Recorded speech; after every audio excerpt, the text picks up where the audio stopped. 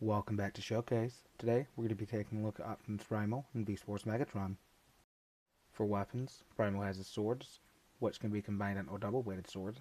Megatron has a claw built into his tail, and his beast head can be used as a cannon. Moving on to transformation, starting with Primal.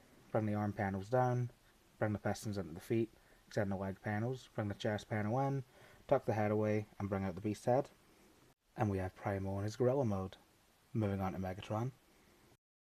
Lay him flat, head in, bring the arms into place, bring the forearm back, extend the beast head, bring the tail up, beast arms down, legs up, and expand these thigh sections. And we've got Megatron in his T-Rex mode. Moving on to the lore I've written for them in my series, Siege World. Both Megatron and Primal hail from the colony world of Eucharis. While most Cybertronian colonies were recontacted by the time of the Third Great War, Eucharis was missed completely. Originally, Eucharis was just like any other colony, until it had its own, small-scale civil war. Unlike Cybertron's wars, Eucharis' conflict ended with the planet being nuked back to the Stone Age. Every Cybertronian on the surface was killed. However, the planet's spark fields survived, and over time, new bots began to emerge. Most of them naturally developing beast modes. Eucharis had multiple spark fields, and each one formed its own tribe. But as Cybertronians tend to do, these tribes fought, splintered, and broke apart into smaller groups.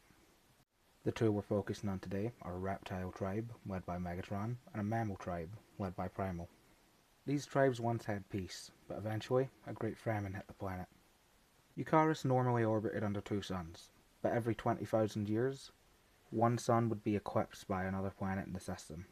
The eclipse would last for 100 years, and with only one sun remaining, the planet couldn't produce as much energon as normal.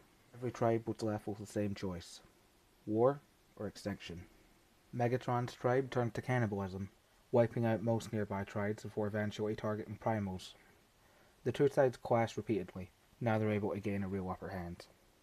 During their final battle, just as Megatron was about to land a killing blow on Primal, the Autobots arrived, making contact with the planet.